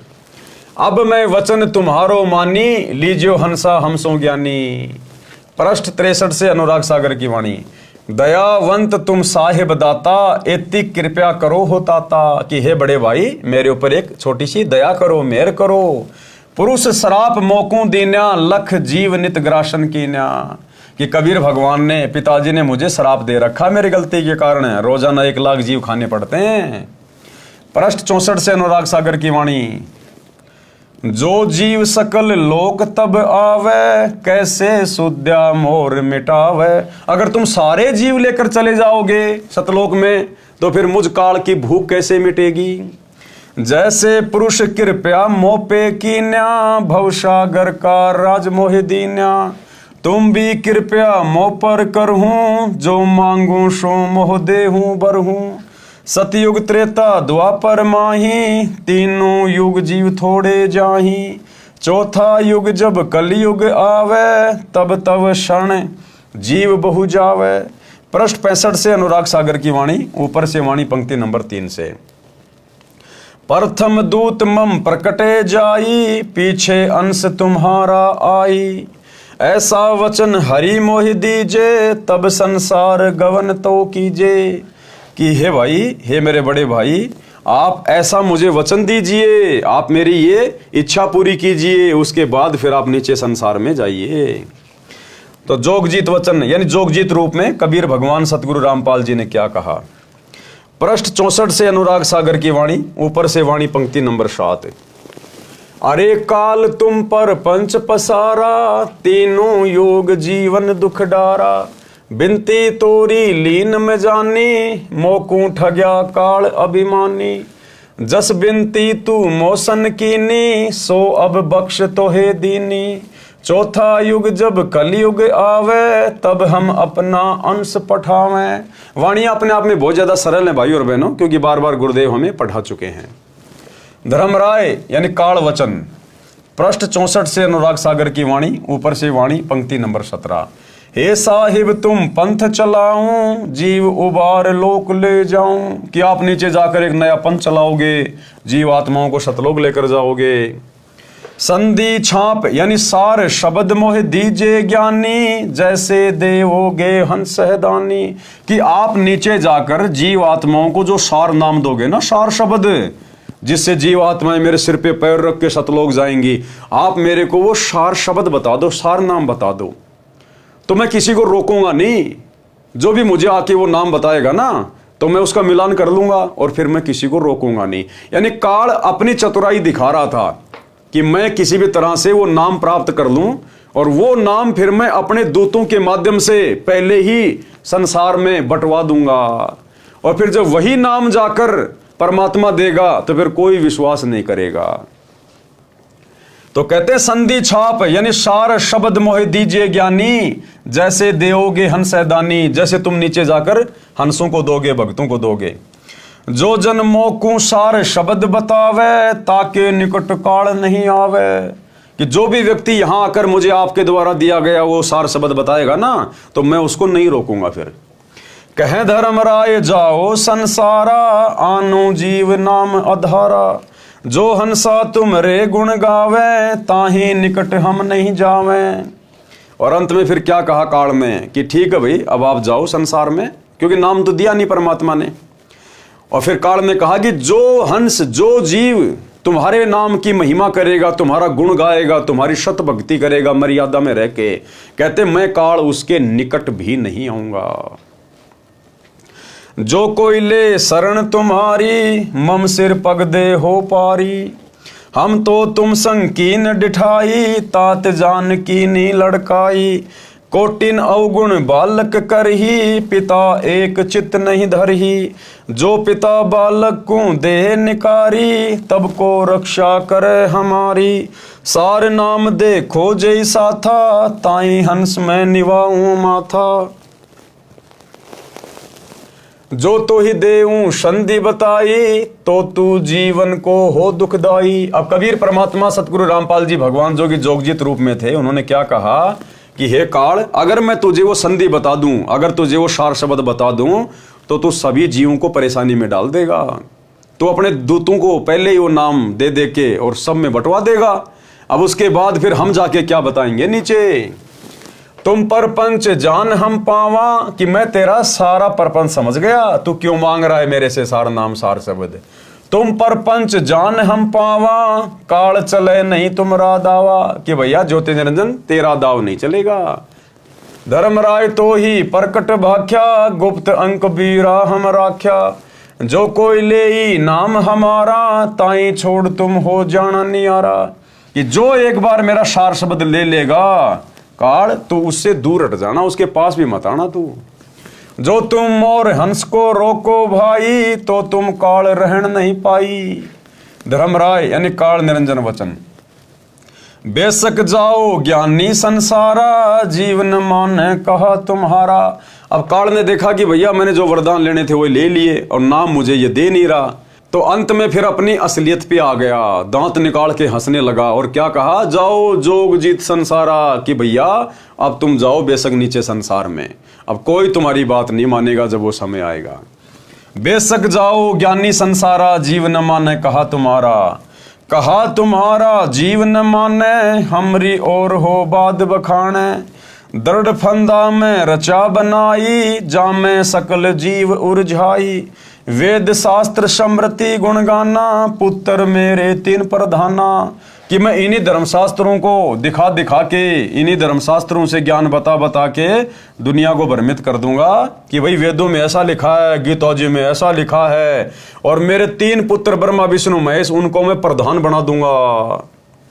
तीनों बहुबाजी रची राख्या, यानी वो तीनों देवता ब्रह्मा विष्णु महेश मेरे से प्रेरित होके और अच्छे तरीके से वहां पर जीवों को षड्यंत्र में फंसा के रखेंगे। तीनों बहुबाजी रच राख्या और हमारी महिमा ज्ञान मुख वाख्या, और केवल मेरी महिमा गाएंगे काल निरंजन तक की। देवल देव पाषाण पुजाई, तीर्थ व्रत जब तप मल्लाई। पूजा विश्व देव आराधी, ये मति जीवों को राख्या बांधी। जग होम और नेम अचारा, और अनेक फंद में डारा। ज्ञानी वचन यानी कबीर परमात्मा क्या बोले, हमने कहा सुनो अन्यायी, काटो फंद जीव ले जाई। जेते फंद तुम रचे बिचारी, सत्य शब्द ते सवै बिडारी। जोन जीव हम शब्द दरडावे, फंद तुम्हारा सकल मुक्तावे। जब ही जीव चीन ज्ञान हमारा, तज ही भ्रम सब तोर पसारा। सत्य नाम जीवन समझावे, हंस उभार लोक ले जावे। पुरुष सुमरण सार बीरा, नाम अविचल जनावे हूँ। शीस तुम्हारे पांव देके, हंस लोक पठावे हूँ। ताके निकट काल नहीं आवे, संधि देख ताको सिर नावे। धर्मराय यानी काल वचन। पंथ एक तुम आप चलाऊं, जीवन को शतलोक ले जाऊं। द्वादश पंथ करूं मैं साजा, नाम तुम्हारा ले करूं आवाजा। द्वादश यम संसार पठाऊं, नाम कबीर ले पंथ चलाऊं। प्रथम दूत मेरे प्रकटें जाई, पीछे अंश तुम्हारा आई। यही विधि जीवन को भरमाऊं, आपन नाम पुरुष का बताऊं। द्वादश पंथ नाम जो ले ही, हमरे मुख में आन समोई। यानी कहने का मतलब भाई और बहनों, वर्तमान में ये जितना भी बखेड़ा जो हम देख रहे हैं, मंदिर का, मस्जिद का, चर्च का, गुरुद्वारों का, कबीर पंथियों का, दमदम सतगुरु का, दुनिया भर के संतों का, पंथों का, अपनी अपनी डफली, अपना अपना राग, मनमानी साधना, मनमाना आचरण, ये सारा का सारा काल का सुनियोजित षड्यंत्र है इस वर्तमान समय में हम आत्माओं की व्यक्ति को बिगाड़ने के लिए। क्योंकि ये सारे वचन, ये सारे एग्रीमेंट पहले ही हो चुके थे परमात्मा के साथ, और काल ने उसी आधार से वर्तमान में जीव आत्माओं को भ्रमित करने के लिए पूरा जाल फैलाया हुआ है। और इस जाल को अब स्वयं परमात्मा सतगुरु रूप में आके धरती पे प्रकट होके अपना तत्व ज्ञान देके और शास्त्रों को दिखा दिखा के, क्योंकि दिन रात मेहनत गुरुदेव ने इसीलिए करनी पड़ रही है, सारे धर्मों के सारे शास्त्रों को दिखा दिखा के, गीता, वेद, कुरान, पुराण, बाइबल, गुरु ग्रंथ साहिब, कबीर सागर, सदग्रंथ साहिब, इन सभी को क्यों दिखाने की जरूरत पड़ रही है? क्योंकि काल ने यहां पर पहले अज्ञान फैला दिया अपने दूतों को भेज के। अब परमात्मा ने उन्हीं धर्मशास्त्रों को उठा उठा के, जिन धर्मशास्त्रों को हम लोग फाइनल मान चुके हैं कि भाई हिंदू धर्म के तो चारों वेद बस और गीता जी हैं, मुसलमानों ने अपनी कुरान शरीफ को फाइनल मान लिया, ईसाइयों ने बाइबल को, सिखों ने गुरु ग्रंथ साहिब को, तो परमात्मा अब उन्हीं में से निकाल निकाल के वो सच्चाई बता रहे हैं, जो सच्चाई हमें आज से पहले कोई धर्मगुरु नहीं बता पाया, नहीं दिखा पाया, जिसको हम नहीं समझ पाए। अब वही सच्चाई उन्हीं धर्म ग्रंथों से दिखा रहे हैं परमात्मा कि नादानो तुम कहाँ भूले भटके बैठे हो। हमारे पूर्वज अशिक्षित थे, अक्षर ज्ञान नहीं था, जैसा धर्मगुरुओं ने बहका दिया बेचारों ने वैसा ही मान लिया। अब गुरुदेव ने हमें शिक्षित किया है, अक्षर ज्ञान युक्त किया है, हमें भाषाओं का जानकार बनाया है। अब हम अपनी आंखों से देख रहे हैं जब गुरुदेव हमें पढ़ा रहे टीवी पर, प्रोजेक्टर पर, तो अब हमारी आंखें खुल रही हैं कि आज से पहले तो ये काल का षड्यंत्र था पूरा का पूरा, हमारे को भक्ति और भगवान से दूर करने का उसका सुनियोजित षड्यंत्र था। तो अब परमेश्वर उसके उस दृढ़ फंदे को धीरे धीरे काट रहे हैं, और काट दिया परमात्मा ने 1994 से 2014 तक। जो सत्संग परमात्मा ने सर्व वेद शास्त्रों से प्रमाणित करके बना दिए हैं, यूट्यूब पर जाकर आप जी सर्च कर सकते हैं, सृष्टि रचना को सुन सकते हैं। परमात्मा ने जो 9 मन सूत इन्होंने उलझा रखा था, ऋषियों ने, संतों ने, धर्मगुरुओं ने ज्ञान का अज्ञान बना के परमात्मा ने सुलझा के रखा हुआ है। शब्दार्थ वाणी नंबर 1 से 54 का शब्दार्थ ऊपर कर दिया है। ज्ञानी यानी कबीर वचन, अध्याय समसम वेद बोध, पृष्ठ 121। अरे काल पर पंच पसारा, तीनों युग जीवन दुख अधारा। बिनती तोरी लीन में मानी, मोकू ठग काल अभिमानी। चौथा युग जब कलयुग आई, तब हम अपना अंश पठाई। काल फंद छूटे नर लोई, सकल सृष्टि परवानिक होई। घर घर देखो बोध विचारा, सत्य नाम सब ठोर उचारा। 5505 तब ये वचन होगा साचा। कलयुग बीत जाए तब एता, सब जीव परम पुरुष पद चेता। कि भैया जब वो मेरा ठीक का समय आएगा और जब मैं सतगुरु रूप में धरती पर जाऊंगा, प्रकट होकर ज्ञान दूंगा, उस समय तेरे सारे अज्ञान की पोल पट्टी खोल दूंगा और घर घर में केवल मेरे ही नाम की चर्चा होगी। केवल एक ही ज्ञान रहेगा पूरी पृथ्वी पर, सतगुरु रामपाल जी का, सृष्टि रचना का, शतलोक का ज्ञान। सभी आत्माएं परवानिक यानी दीक्षित होंगी, नाम उपदेश लेंगे सब, और घर घर में परमात्मा की चर्चा होगी, घर घर में भक्ति होगी, और सभी जीव उस परम पुरुष पद चेता, यानी उस अविनाशी सतलोक के जानकार हो जाएंगे। तो आज परमेश्वर ने अपने उस वचन को सत्य साबित कर दिया है। अगर देरी है तो केवल इनके द्वारा लिखी गई पुस्तकें पढ़ने की या फिर यूट्यूब पर जाकर सत्संग सुनने की। भावार्थ वाणी संख्या 55 से 61 तक। परमेश्वर कबीर जी ने कहा कि हे काल, तूने विशाल प्रपंच रच रखा है। तीनों युगों सतयुग त्रेता द्वापर में जीवों को बहुत कष्ट देगा।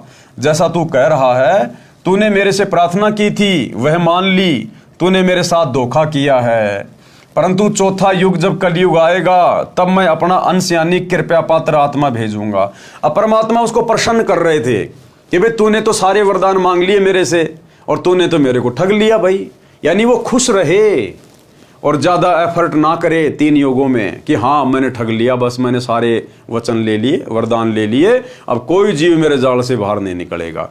तो परमात्मा ने उसको खुश करने के लिए कहा कि भाई हो तूने तो मेरे को ठग लिया, जबकि उसने मांगा वही जो परमात्मा ने चाहा। चौथा युग जब कलयुग आएगा तब मैं अपना अंश यानी कृपया पात्र आत्मा भेजूंगा। आए तो स्वयं है, लेकिन काल के साथ परमात्मा ने थोड़ा सा भेद रखा। हे काल, तेरे द्वारा बनाए सर्वफंद यानी अज्ञान आधार से गलत ज्ञान व साधना को सत्य शब्द तथा सत्य ज्ञान से समाप्त करेगा। उस समय पूरा विश्व परवानिक यानी उस मेरे संत से दीक्षा लेकर दीक्षित होगा। उस समय तक यानी जब तक कलयुग 5505 नहीं बीत जाता, सतनाम मूल ज्ञान सार शब्द तथा मूल ज्ञान तत्व ज्ञान प्रकट नहीं करना। परंतु जब कलयुग 5505 वर्ष पूरा हो जाएगा तब घर घर में मेरे आध्यात्मिक ज्ञान की चर्चा हुआ करेगी और सतनाम सार शब्द को सब उपदेशियों को प्रदान किया जाएगा। ये जो बात मैं कह रहा हूं ये मेरे वचन उस समय सिद्ध होंगे जब कलयुग के 5505 वर्ष पूरे हो जाएंगे।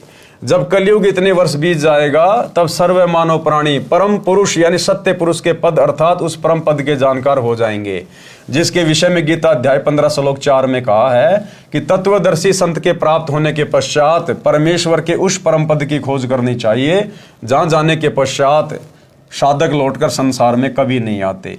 जिस परमेश्वर ने संसार रूपी वृक्ष का विस्तार किया है अर्थात जिस परमेश्वर ने सृष्टि की रचना की है उस परमेश्वर की भक्ति करो। उपरोक्त वाणी का भावार्थ है कि उस समय उस परमेश्वर के पद यानी सतलोक के विषय में सबको पूर्ण ज्ञान होगा। शवसम वेद बोध पृष्ठ 170। अथ शवसम वेद बोध की स्फुट वार्ता चौपाई। 1,80,000 पीर पैगंबर और अवतारा, सो सब आही निरंजन वंशा, तन धरी धरी करे निज पिता प्रशंसा। यानी भाई और बहनों, मुसलमान धर्म में बाबा आदम से लेकर हजरत मोहम्मद तक 1,80,000 पैगंबर हो चुके हैं। उन सभी पीर पैगंबरों ने केवल इस काल की ही महिमा गाई है। मुसलमान धर्म में उसको शैतान कहते हैं। ये काल मुसलमान धर्म में अल्लाह के नाम से प्रसिद्ध है, अल्लाह के नाम से। तो मुसलमान धर्म के जितने भी पीर पैगंबर हुए हैं उन्होंने भी केवल काल की ही महिमा गाई है। और हिंदू धर्म में जितने भी अवतार हो चुके हैं उन्होंने भी केवल काल की ही महिमा गाई है, केवल काल को ही भक्ति का आधार बताया है।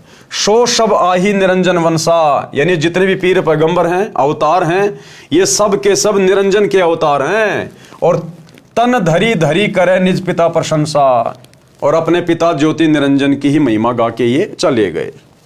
10 अवतार निरंजन के रे, राम कृष्ण सब माही बडेरे। इनसे बड़ा ज्योति निरंजन सोई, या मैं फेर बदल नहीं हो कोई। भावार्थ, परमेश्वर कबीर जी ने बताया है कि बाबा आदम से लेकर हजरत मोहम्मद तक कुल 1,80,000 पैगंबर तथा 10 अवतार जो हिंदू मानते हैं ये सब काल के भेजे आए हैं।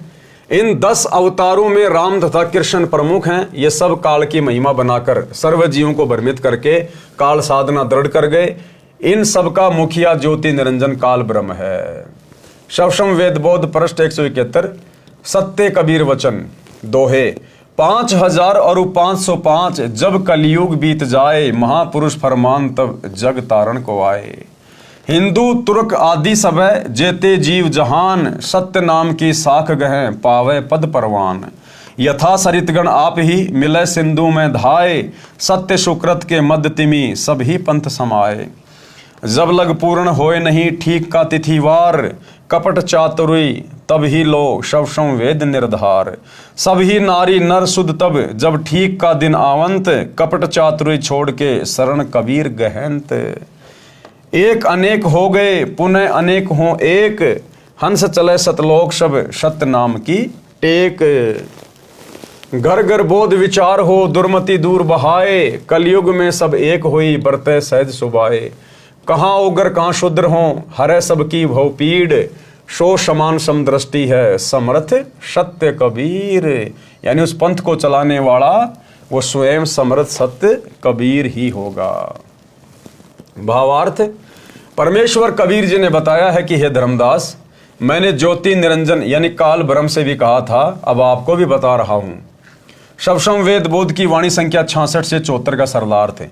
जिस समय कलयुग 5505 वर्ष बीत जाएगा, तब एक महापुरुष विश्व को पार करने के लिए आएगा।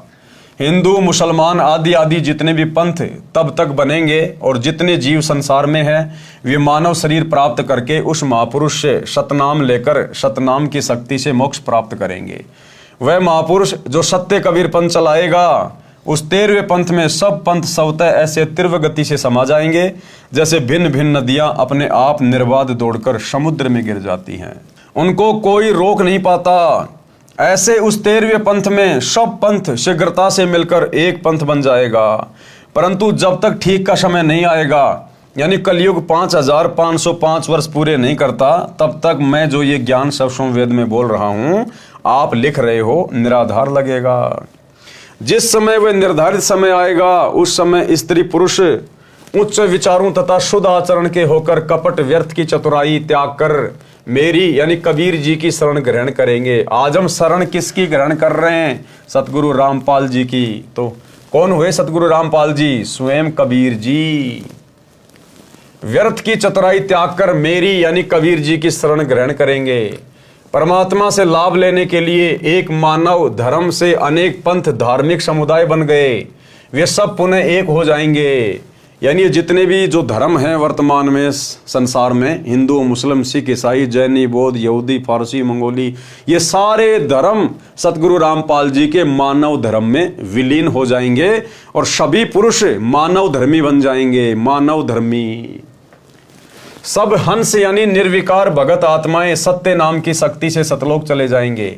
मेरे अध्यात्म ज्ञान की चर्चा घर घर में होगी, जिस कारण से सबकी दुर्मति समाप्त हो जाएगी। कलयुग में फिर एक होकर सहज बर्ताव करेंगे, यानी शांति पूर्वक जीवन जिएंगे। कहाँ उग्र अर्थात चाहे डाकू लुटेरा कसाई हो, चाहे शूद्र अर्थात बुराई करने वाला नीच होगा, परमात्मा सत्य भक्ति करने वालों की भवपीर यानी सांसारिक कष्ट हरेगा यानी दूर करेगा। सत्य साधना से सबकी भवपीर यानी सांसारिक कष्ट समाप्त हो जाएंगे और उस 13वें पंथ का प्रवर्तक सबको समान दृष्टि से देखेगा। ध्यान देना भाइयों और बहनों, उस 13वें पंथ का प्रवर्तक सबको समान दृष्टि से देखेगा। 13वें पंथ का प्रवर्तक कौन है? सतगुरु रामपाल जी।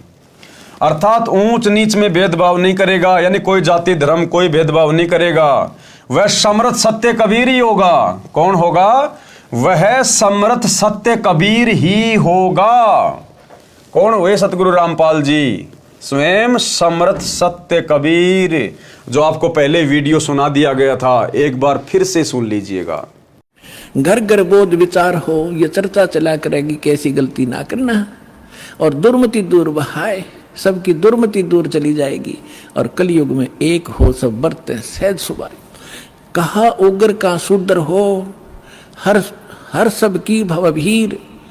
अब कहते हैं उस संत के द्वारा चलाए गए उस पंथ में चाहे कोई निकम्मा आदमी हो उग्र, और चाहे कोई बिल्कुल शूद्र हो, वहाँ कोई भेदभाव नहीं रहेगा, सबको सेट किया जाएगा, सबकी बुराई छुटाई जाएंगी, और वहाँ सबकी ही भीड़ होगी, यानी बहु संख्या में उसके अनुयायी होंगे।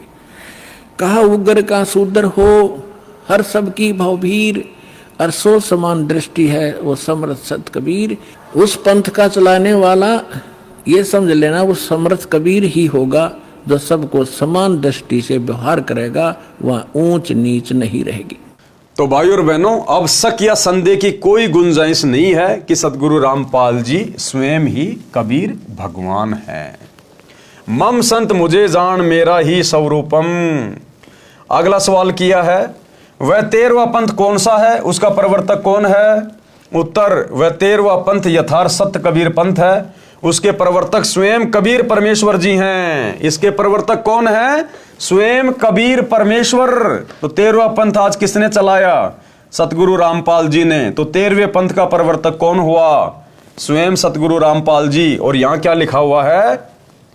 वह 13वां पंथ यथार्थ सत्य कबीर पंथ है, उसके प्रवर्तक स्वयं कबीर परमेश्वर जी हैं। तो भैया ये प्रवर्तक तो हमारे गुरु जी हैं जिन्होंने पंथ चलाया 1994 में, और यहां लिख रखा है कि वो कबीर जी ही होंगे। वर्तमान में उसका संचालक उनका गुलाम रामपाल दास पुत्र स्वामी रामदेवानंद जी महाराज है।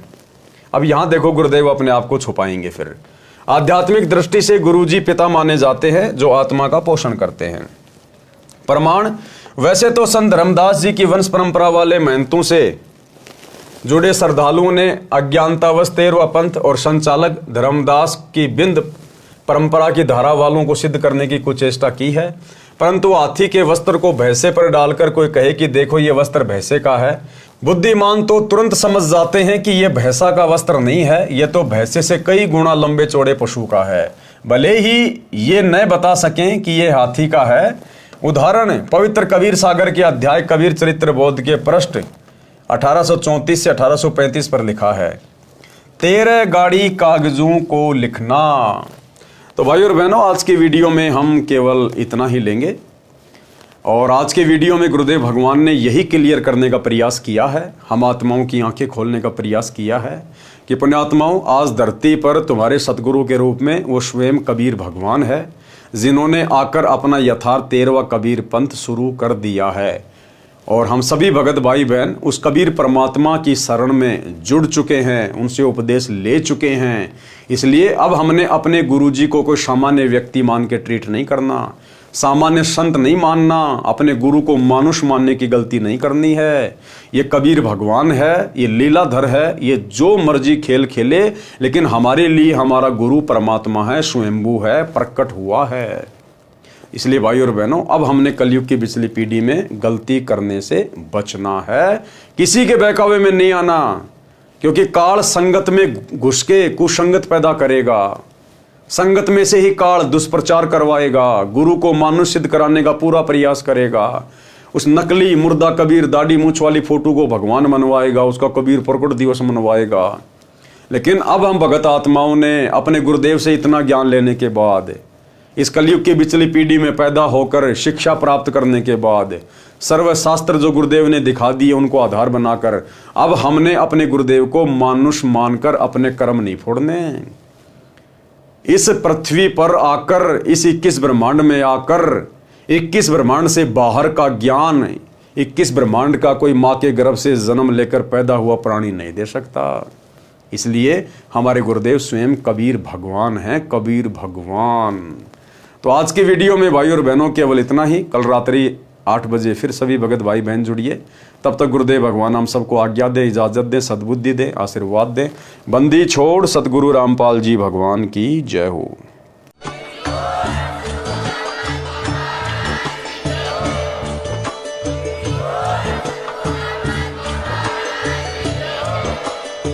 भाई जो गुरु वचन पे डट गे, कट गे फंद 84 के, कट गे फंद 84 के, कट गे फंद 84 के।